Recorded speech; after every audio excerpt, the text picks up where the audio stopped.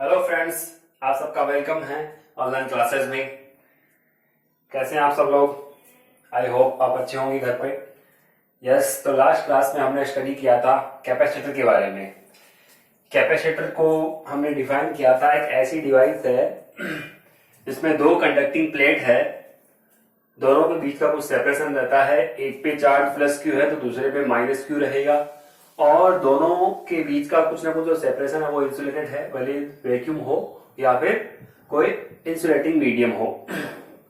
फिर हमने बात की थी कि ये क्या करता है, इलेक्ट्रिकल एनर्जी स्टोर करता है इन the form of electric field. ठीक है, तो इसके अरेंजमेंट में हमने कहा था कि it is arrangement of two conducting plate which are separated by insulating medium and store electrical energy in the form of electric field. ये इसको हमने डिफाइन किया था। कैपेसिटर को क्या यूज है वो भी हमने डिस्कस किया था कि एक तरह से इंस्टेंटेनियसली अगर आपको एनर्जी चाहिए तो ये कैपेसिटर यूज होता है। ठीक है, अब जैसे अपन कहते हैं बैटरी से रेगुलर एनर्जी क्या होती है, सप्लाई हो रही है। लेकिन अगर मान लो आपको इंस्टेंटेनियसली जैसे हमने कोई डैम बना रखा है, तो डैम में आपने देखा होगा कि अगर डैम में एक गेट उसका अगर डैम का खोलते हैं, ठीक है, एक गेट अपन खोल देते हैं, उसमें से पानी आता है। अगर मान लो वो डैम पूरा पूरा टूट जाए तो आप देखते हो पूरे गांव में बाढ़ आ जाती है। ठीक है, तो अपन कह सकते हैं कि जैसे एक साथ पानी गिर रहा है वैसे यहाँ पे एक साथ एनर्जी रिलीज हो रही है कैपेसिटर में। तो इसको अपन कंपेयर कर सकते हैं बैटरी और कैपेसिटर के साथ, कि बैटरी है वो रिलीज कैसे करती है एनर्जी और कैपेसिटर इंस्टेंटेनियसली एक ह्यूज अमाउंट में एनर्जी को रिलीज करता है। ये इनमें बेसिक डिफरेंस है। तो लास्ट क्लास में हमने कैपेसिटेंस के बारे में बात की थी। अब अपन बात करते हैं टाइप्स ऑफ कैपेसिटर, कि कैपेसिटर के कितने टाइप्स होते हैं। तो हमने बताया कि there are 3 types of capacitor. ठीक है, इनके कंस्ट्रक्शन के बेसिस पे, इनकी कैसी कैसी स्ट्रक्चर है, तो उनके बेसिस पे हमने 3 टाइप्स के कैपेसिटर बोले हैं। First is parallel plate capacitor, जो हमारे सिलेबस में है और इसको अपन डिटेल में पढ़ेंगे, कई सारे न्यूमेरिकल्स इसमें हैं। Second spherical capacitor, spherical capacitor में वही 2 कंडक्टिंग स्फेयर होंगे कंसेंट्रिक। फिर थर्ड नंबर पे आता है सिलेंड्रिकल कैपेसिटर, तो एक सिलेंडर के फॉर्म में कैपेसिटर, 2 कंडक्टिंग सिलेंडर अपन लेंगे और ये बन जाएगा हमारा सिलेंड्रिकल कैपेसिटर। तो अगर हम देखें तो आरबीएससी के सिलेबस में पैरेलल प्लेट और स्फेरिकल कैपेसिटर है, सिलेंड्रिकल नहीं है।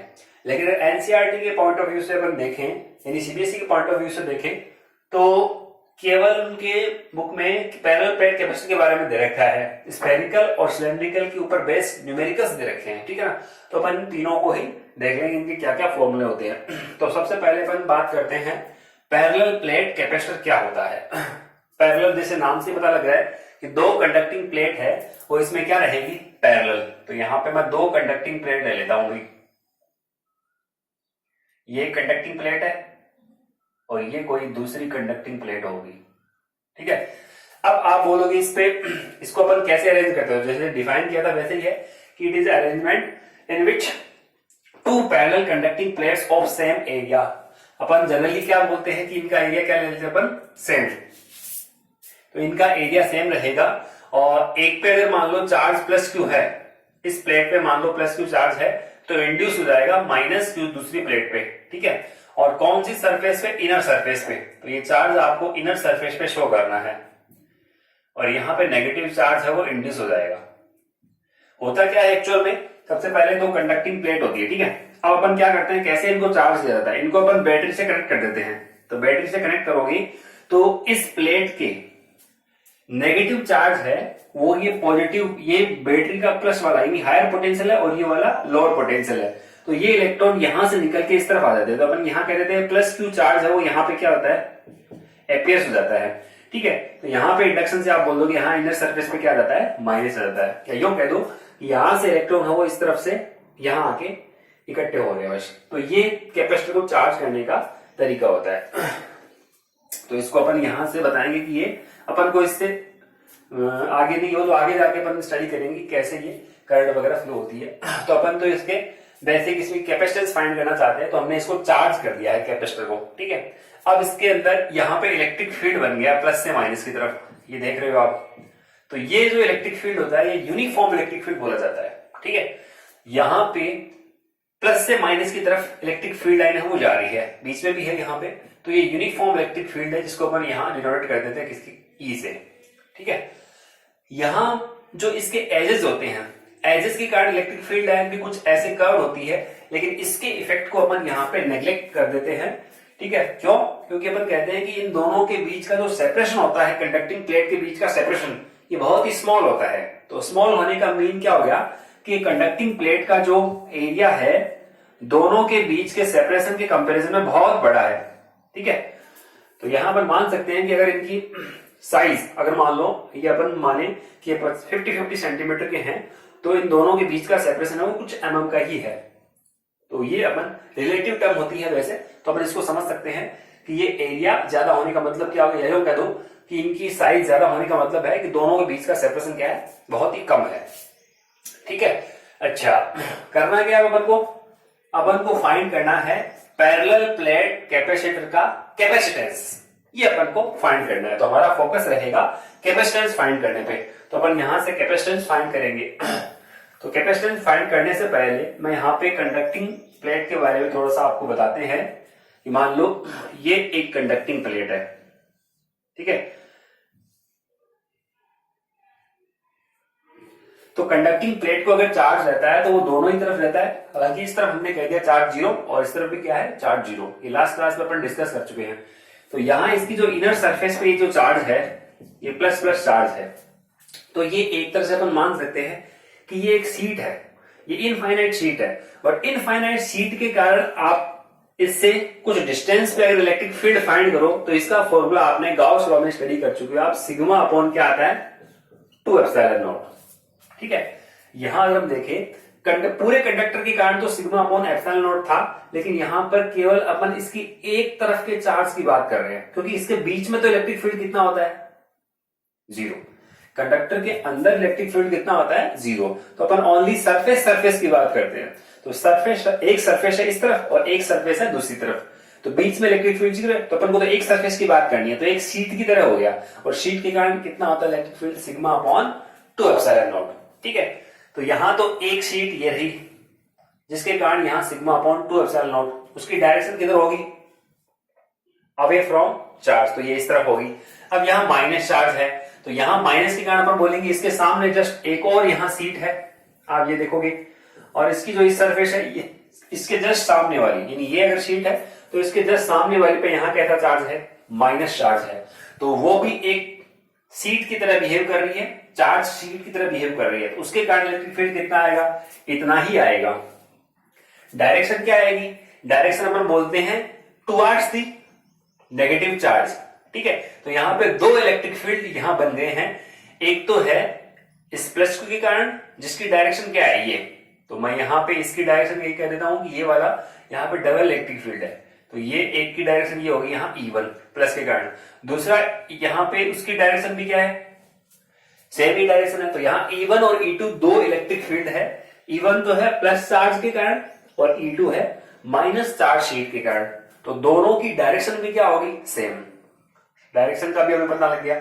अच्छा, अब आपको फाइंड क्या करना है, इलेक्ट्रिक कैपेसिटेंस फाइंड करना है। तो इलेक्ट्रिक कैपेसिटेंस फाइंड करने से पहले मैंने लास्ट क्लास में आपको पहले बताया भी था कि आपको 4 स्टेप फॉलो करनी है। कोई दो कंडक्टर है, पहले आप उसको चार्ज दो। ठीक है, तो यहां पे अपन बोलेंगे give the charge. First step क्या होती है, plus Q and minus Q, एक प्लेट में प्लस दूसरे में माइनस, उतने अमाउंट में। दूसरी स्टेप पे अपन कहते हैं कि फाइंड इलेक्ट्रिक फील्ड, दोनों प्लेटों के बीच में इलेक्ट्रिक फील्ड फाइंड करो, या दोनों कंडक्टर के बीच में आप क्या फाइंड करो, इलेक्ट्रिक फील्ड फाइंड करो। थर्ड स्टेप में आप क्या करोगे, find potential difference, find potential difference, दोनों प्लेट के बीच में पोटेंशियल डिफरेंस कितना है ये आपको फाइंड करना है। और फोर्थ स्टेप में आप क्या करोगे, कैपेसिटेंस फाइंड करोगे। कैसे फाइंड करोगे, कैपेसिटेंस का फॉर्मूला होता है C = Q अपॉन V। यहां V है वो एक कंडक्टिंग प्लेट पे चार्ज रहेगा और V है वो पोटेंशियल डिफरेंस रहेगा दोनों प्लेटों के बीच का। ठीक है, ये फॉर्मूला अपन अप्लाई कर देंगे। ठीक है, अब आप बोलोगे जब पोटेंशियल डिफरेंस कैसे फाइंड करोगे, तो पोटेंशियल डिफरेंस और इलेक्ट्रिक फील्ड के बीच का आपको एक रिलेशन पता होता है। ठीक है, तो अब आपको पता लग गया कि हमने इलेक्ट्रिक फील्ड क्यों फाइंड किया, क्योंकि इलेक्ट्रिक फील्ड की वैल्यू अपन यहां पुट करेंगे, फिर V फाइंड करके V की वैल्यू यहां पुट करेंगे, देन फाइनली आपको मिल जाएगा capacitance of parallel plate capacitor. ठीक है, तो ये स्टेप आपको फॉलो करनी है। तो देखो सबसे पहले अपन दोबारा से देखें पैरेलल प्लेट कैपेसिटर क्या होता है। तो the arrangement in which two parallel conducting plates of same area, generally अपन कहते हैं सेम एरिया के है दोनों, ठीक है, एंड शेप, दोनों की शेप भी क्या है, दोनों की शेप भी क्या सेम है, having equal and opposite charge are placed at very small distance apart is called parallel plate capacitor. तो इस अरेंजमेंट को अपन बोल रहे हैं कि ये पैरेलल प्लेट कैपेसिटर हो गया है। ठीक है, अब आपको फोकस करना है कैपेसिटेंस फाइंड करने के लिए, तो आपको यही स्टेप फॉलो करनी है। ओके, तो सबसे पहले तो हमने चार्ज दे दिया, तो आप यहां से नोट कर सकते हो कि कंसिडर टू कंडक्टिंग प्लेट्स, इसको अपन नाम भी दे सकते हैं। अच्छा, इसमें चार्ज डेंसिटी की अगर हम बात करें, इसका एरिया तो होगा कितना A। मान लो इधर वाले को हमने इंसुलेट किया है और इसको मैं ग्राउंड कर देता हूं, क्योंकि कैपेसिटर जब आपने स्टडी किया था तो ये स्टडी किया था कि ये अर्थ किया गया है, ठीक है, और इधर अपन कह देते हैं कि ये इंसुलेटेड है, यहां से ये इंसुलेटिंग स्टेट पे है और यहां ये अर्थ किया हुआ है। तो ये अरेंजमेंट हम कैपेसिटर बता रहे हैं, और इस पे चार्ज डेंसिटी सिग्मा है, तो इस पे कितनी आ जाएगी माइनस सिग्मा। ठीक है, charge density sigma equals to Q upon A होता है ना, वो ए यहां क्या है, एरिया ऑफ ईच प्लेट, एक प्लेट का एरिया कितना है ए, एक प्लेट पे चार्ज कितना है क्यू। ठीक है, या फिर आपको जनरली ऐसा ही पूछे कि कैपेसिटर पे चार्ज कितना होता है, तो आपका आंसर होगा क्यू। कैपेसिटर में नेट चार्ज कितना होता है, 0। ठीक है, चलिए सबसे पहले अपन बात करते हैं इलेक्ट्रिक फील्ड की। तो पहले आप थोड़ी सी ये बातें जो इनके बीच की ये हमने मानी है, इनको अपन लिख देंगे। अच्छा, दोनों के बीच का सेपरेशन कितना है वो भी अपन बता देते हैं। यहाँ पे ये डी सेपरेशन है यहाँ पे, ठीक है, तो आप थोड़ा सा अच्छा डायग्राम बनाना, इसको बड़ा बन जाएगा। तो यहाँ पे हम जो बाना है उसको अपन लिख देंगे। तो consider two conducting plate, two parallel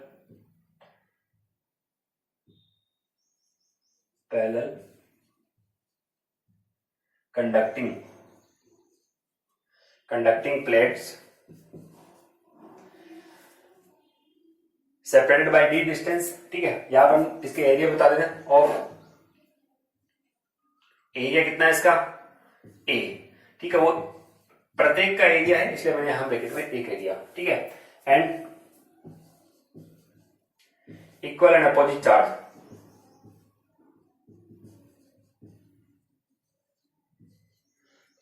Q। Consider two conducting plates of area A and equal and opposite charge। Similar इसके अकॉर्डिंग अपन लिख रहे हैं यहां से, और सेपरेशन कितना है दोनों के बीच का, आर सेपरेटेड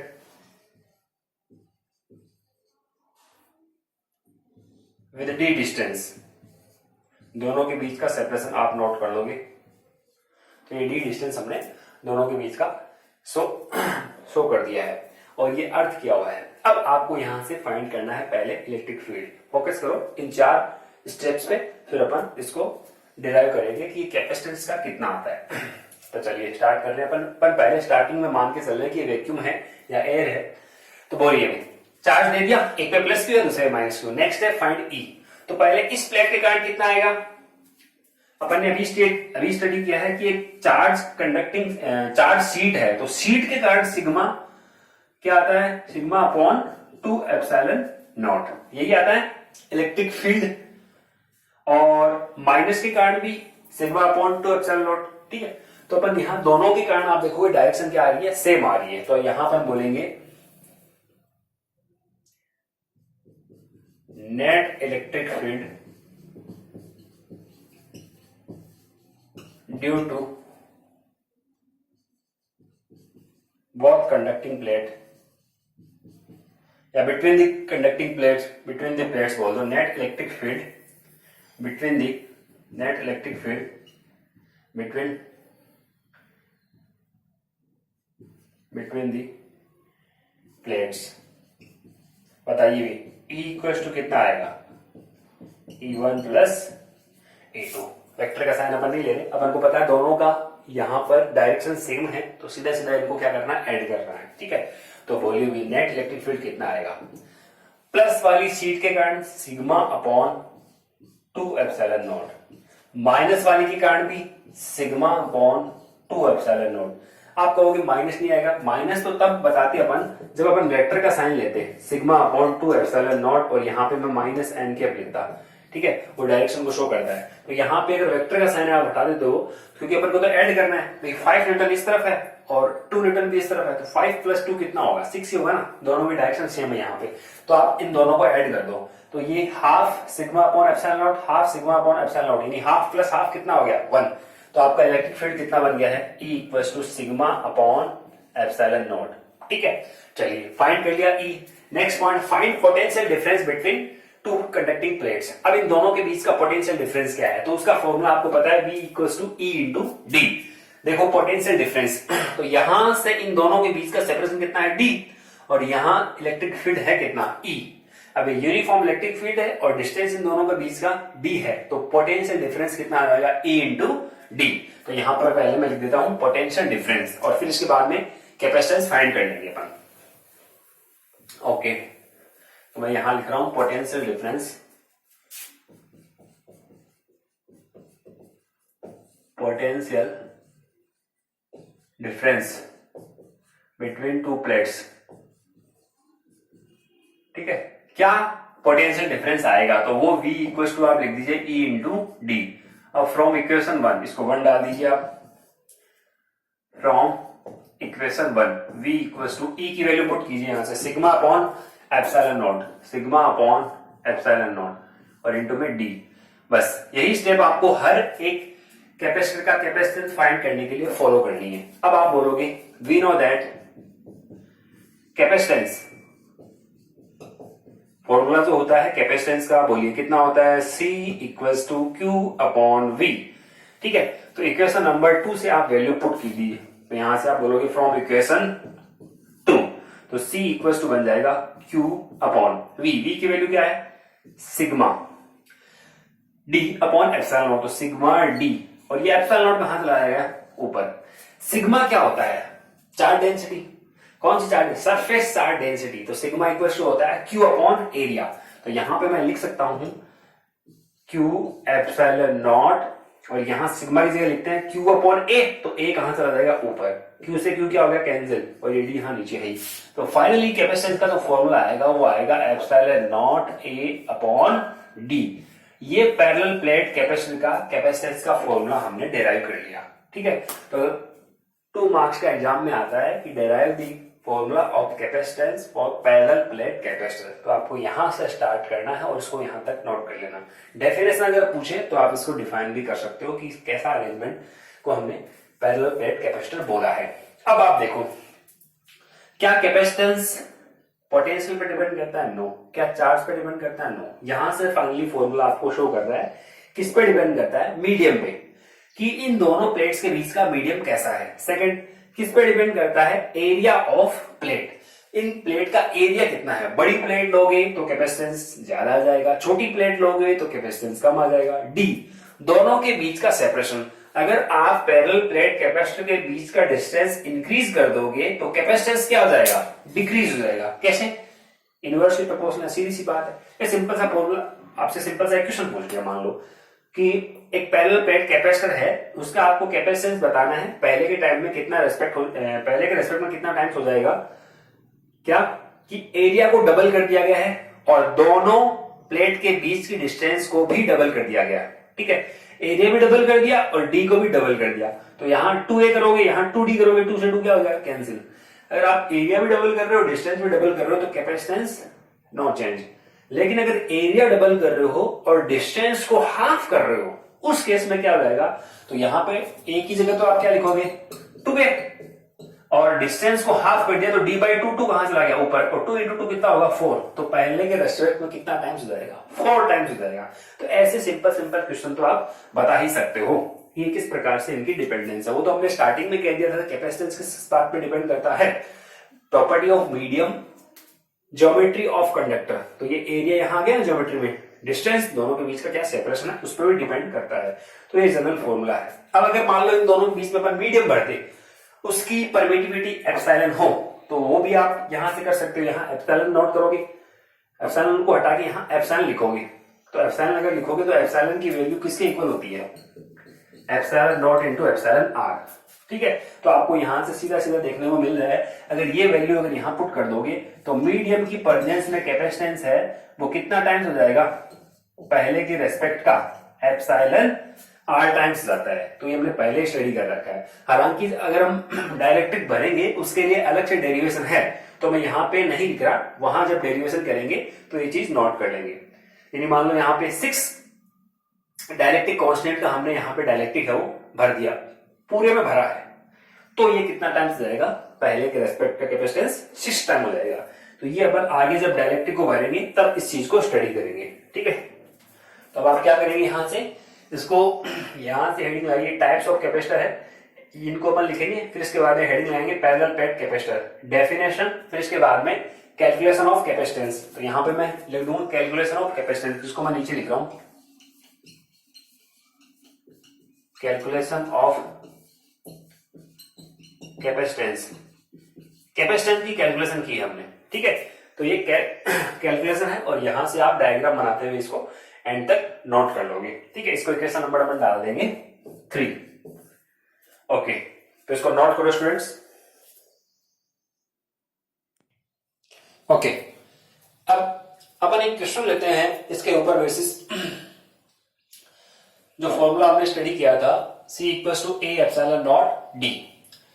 तो इसमें आपको एरिया आपको कैसे भी दे सकते हैं, जैसे मान लो आपको बोला गया है कि 2 पैरेलल प्लेट, ये मान लो ये 2 पैरेलल प्लेट है, ये कैपेसिटर है, पैरेलल प्लेट कैपेसिटर है, इसकी आपको लेंथ दे दी और ब्रेड्थ दे दी। मान लो ये 10 सेंटीमीटर है लेंथ, और ब्रेड्थ आपको, या ब्रेड्थ आपको दे 10 सेंटीमीटर, फिर लेंथ आपको दे रखी है 20 सेंटीमीटर। दोनों के बीच का सेपरेशन आपको दे दिया 1 mm, दोनों प्लेट के बीच का सेपरेशन आपको 1 mm दे रखा है। ठीक है, तो और दोनों के बीच है वैक्यूम है, फाइंड करना है आपको कैपेसिटेंस। तो इस क्वेश्चन को आप नोट कर लेना और इसको फाइंड करना कैपेसिटेंस कितना आएगा। फिर से बता दें, दोनों का दोनों एरिया सेम है, ये 20 सेंटीमीटर इसका लेंथ है तो इसका भी 20 सेंटीमीटर, ब्रेड्थ इसकी 10 सेंटीमीटर तो इसकी भी 10 सेंटीमीटर है, दोनों के बीच का सेपरेशन आपको दे रखा है 1 mm, और फाइंड करना है capacitance of parallel plate capacitor. तो इस क्वेश्चन को आप नोट कर सकते हो, इस फॉर्मूले को यूज करके आप इसको अप्लाई कर देना।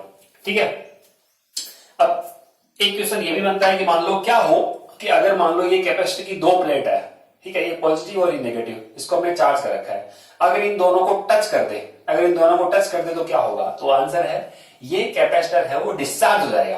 यानी पॉजिटिव नेगेटिव, अगर ये पॉजिटिव प्लेट है और ये नेगेटिव प्लेट है, तो अपन ने किसी वायर से इसको कनेक्ट कर दिया, तो अपन बोलेंगे ये शॉर्ट हो गया एक तरह से, यानी ये डिस्चार्ज हो गया अभी, अब ये चार्ज नहीं है कैपेसिटर। तो आपने देखा होगा घरों में अपन कैपेसिटर को चेक करते हैं तो क्या करते हैं, इस कैपेसिटर को अपन प्लग में लगाते हैं। तो घरों में आपने देखा है हमारे सर्किट जो रहते हैं, इस प्लग में अपन इसको अप्लाई करेंगे, तो प्लग में लगाने पर ये कैपेसिटर चार्ज हो जाएगा।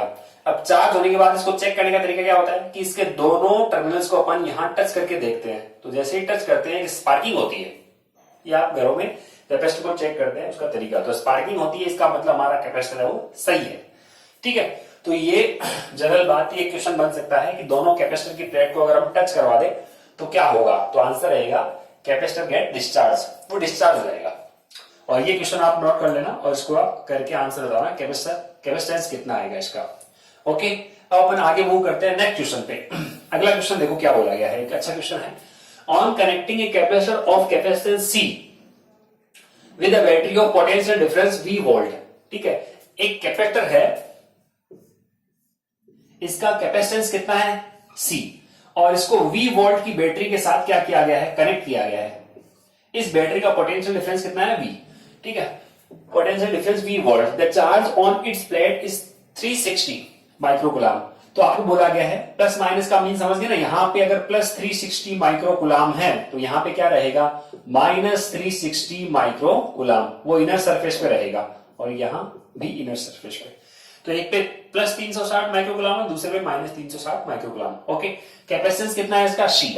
आगे बढ़िए, on decreasing the potential difference by 120 volt the charge is 120 microcoulomb. जैसे ही इसके पोटेंशियल को डिक्रीज किया गया, ठीक है, जैसे मान लो ये फर्स्ट स्टेप है, सेकंड स्टेप में क्या किया गया, इसके पोटेंशियल को डिक्रीज कर दिया गया है। ठीक है, पोटेंशियल कितना डिक्रीज किया गया है, V से घटा के, और वो कितना डिक्रीज कर दिया गया 120, तो V माइनस कितना कर दूंगा 120। ठीक है, V तो यहां पोटेंशियल V वोल्ट था और V वोल्ट में से आपने 120 वोल्ट को माइनस कर दिया गया है। अब जैसे ही आपने पोटेंशियल को डिक्रीज कर दिया, चार्ज भी क्या हो जाएगा डिक्रीज, क्योंकि आपने पहले स्टडी कर रखा है Q is directly proportional to potential difference. जितना ज्यादा आप पोटेंशियल रखोगे चार्ज की वैल्यू उतनी ज्यादा, लेवल जितना ज्यादा होगा पानी उतना ही ज्यादा रहेगा। ठीक है, तो पोटेंशियल डिफरेंस ज्यादा तो चार्ज ज्यादा, पोटेंशियल डिफरेंस को कम कर दिया तो चार्ज भी क्या हो जाएगा कम हो जाएगा। तो जैसे आपने 120 वोल्ट कम कर दिया, अब देखो चार्ज कितना हो गया 120 माइक्रोकुलाम, यानी इस प्लेट पे कितना आ गया प्लस 120 माइक्रोकुलाम, और इस पे कितना आ गया माइनस 120 माइक्रोकुलाम। ठीक है, अब क्वेश्चन सुनना, then find the potential difference V between the plates of the capacitor. अब जो V पोटेंशियल डिफरेंस अपन कह रहे थे, ये पोटेंशियल डिफरेंस V, आपको V की वैल्यू फाइंड करनी है। फिर कैपेसिटेंस ऑफ द कैपेसिटर, फिर आपको कैपेसिटर का कैपेसिटेंस भी फाइंड करना है। फिर value of the charge when potential difference is increase by 120 volt. ये थर्ड स्टेप अलग है, इसको अपन आगे वो बात करेंगे। पहले अपन बात करते हैं पोटेंशियल डिफरेंस V फाइंड करना और C फाइंड करना, कैसे फाइंड करेंगे। तो फर्स्ट केस देखना, फर्स्ट केस में जब V पोटेंशियल डिफरेंस था तो कैपेसिटेंस C है और चार्ज कितना है 360 माइक्रोकुलाम। तो आपको पता है we know that charge Q equals to क्या होता है C इंटू V, ये होता है। तो Q बोलो कितना है 360 माइक्रोकुलाम, यानी 10 टू द पावर कितना है -6 इक्वल्स टू कैपेसिटेंस कितना है इस कैपेसिटर का C, उस टाइम पे पोटेंशियल डिफरेंस कितना है V। इसको इक्वेशन नंबर आप दे सकते हो 1।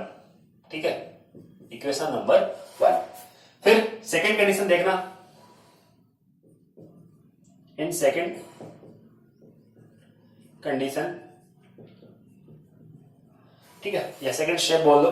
सेकेंड स्टेप में क्या हुआ कि इसका पोटेंशियल डिक्रीज कर दिया गया। ठीक है, तो यहां चार्ज भी चेंज हो गया, तो क्यू डैश इक्वल्स टू क्या कैपेसिटेंस चेंज हुआ क्या, अरे भाई बकेट तो वही है हमारा, यानी कैपेसिटर तो वही है, कैपेसिटेंस चेंज नहीं होगा, केवल क्या चेंज हुआ है पोटेंशियल को हमने चेंज कर दिया। पोटेंशियल चेंज करते ही चार्ज चेंज हो गया, तो चार्ज मैंने क्यू डैश कह दिया और पोटेंशियल कितना कर दिया मैंने कम कर दिया, और वो कितना कर दिया V माइनस 120, यानी V से घटा के V को घटा दिया 120 से। ओके, अब चार्ज हो गया कितना, तो वो आप लिख दो 120 इंटू 10 टू द पावर -6, यानी 120 माइक्रोकुलाम, ये सॉरी माइक्रोकुलाम है। ठीक है, और equals to C V minus 120, equation number 2। बोलो भाई अब आपको V की वैल्यू चाहिए, तो इन दोनों इक्वेशन से V की वैल्यू कैसे आ सकती है, on dividing equation 1 to equation 2, या 2 को 1 से डिवाइड कर दो, एक ही बात है। ठीक है, तो यहां पे मैं लिख रहा हूं डिवाइडिंग इक्वेशन 2 इक्वेशन 1, तो इक्वेशन 1 से मैं इसको डिवाइड कर रहा हूं, यानी इस 2 नंबर इक्वेशन में डिवाइड कर रहे हो आप 1 का। ठीक है, यानी यहां लेफ्ट साइड में देखो आप, इसका अगर डिवाइड करोगे तो 10 टू द पावर -6 से 10 to the power -6 cancel out, ऊपर 120 है नीचे 360 है, तो ये कितना टाइम्स हो जाएगा 1/3, यानी 120/360, इसका मीन कितना हो गया 1/3 हो गया ये, तो यहां पर मैं लिखूंगा 1/3। ठीक है, इक्वल्स टू इस इक्वेशन में इसको डिवाइड करोगे C से C क्या हो जाएगा कैंसिल, तो यहां रहेगा V माइनस 120 अपॉन ये कितना आ जाएगा, ये आ जाएगा ओनली V। ठीक है, अब आप इसको थोड़ा सा रीअरेंज करके सॉल्व करोगे तो आपको वैल्यू मिल जाएगी। बोलो V कितना मिलेगा, यहां से तो क्या आ रहा है V, और ये कितना आएगा 3V माइनस 36।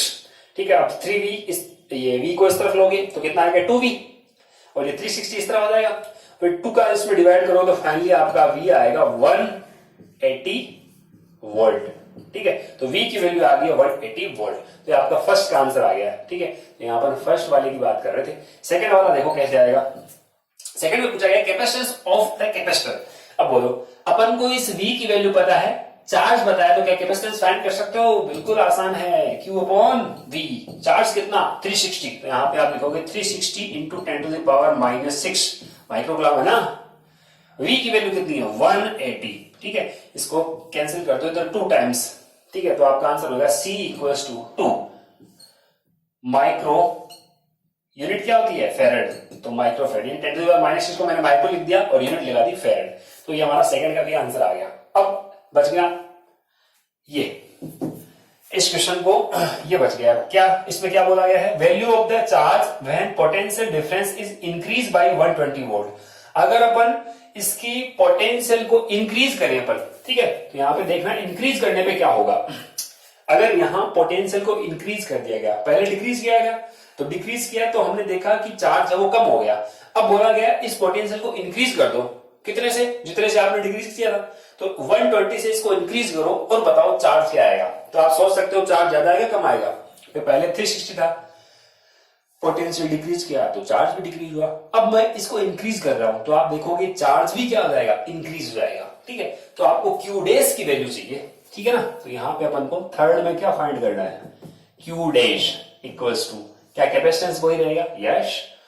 पोटेंशियल, पोटेंशियल आप कितना इंक्रीज कर रहे हो अकॉर्डिंग टू क्वेश्चन? 120। यहां आप लिखोगे V प्लस 120। ओके, तो C की वैल्यू कितनी? 2 microfarad, 2 into 10 to the power -6। V की वैल्यू कितनी है? V की वैल्यू फाइंड की है 180, तो यहां पे आप लिखोगे 180 प्लस 120। 180 प्लस 120 300। 300 को 2 से मल्टीप्लाई करोगे तो आएगा 600 into 10 to the power -6 coulomb, यानी 600 माइक्रो कुलाम। क्या आप बताइए, कंपेयर करके देख लो। फर्स्ट स्टेप में क्या था कि जब पोटेंशियल डिफरेंस V था तो इस कैपेसिटर पे चार्ज 360 था और उसका कैपेसिटेंस C था, ठीक है। अब क्वेश्चन में बोला गया था अगर चार्ज को इसको पोटेंशियल डिफरेंस को कम कर दे तो देखो आप चार्ज भी कम हो गया, और यहां पे इस कंडीशन में देखो पोटेंशियल डिफरेंस को हमने क्या कर दिया? इंक्रीज कर दिया, तो चार्ज भी इंक्रीज हो गया। तो ये अपन पहले जो स्टडी किया था उसको ये अपन फॉलो कर रहे हैं। ओके स्टूडेंट्स, तो आपको कुछ क्वेश्चंस देते हैं असाइनमेंट के लिए, वो आप क्वेश्चन को करना और इस क्वेश्चन को भी आप नोट कर सकते हो। Okay, thank you.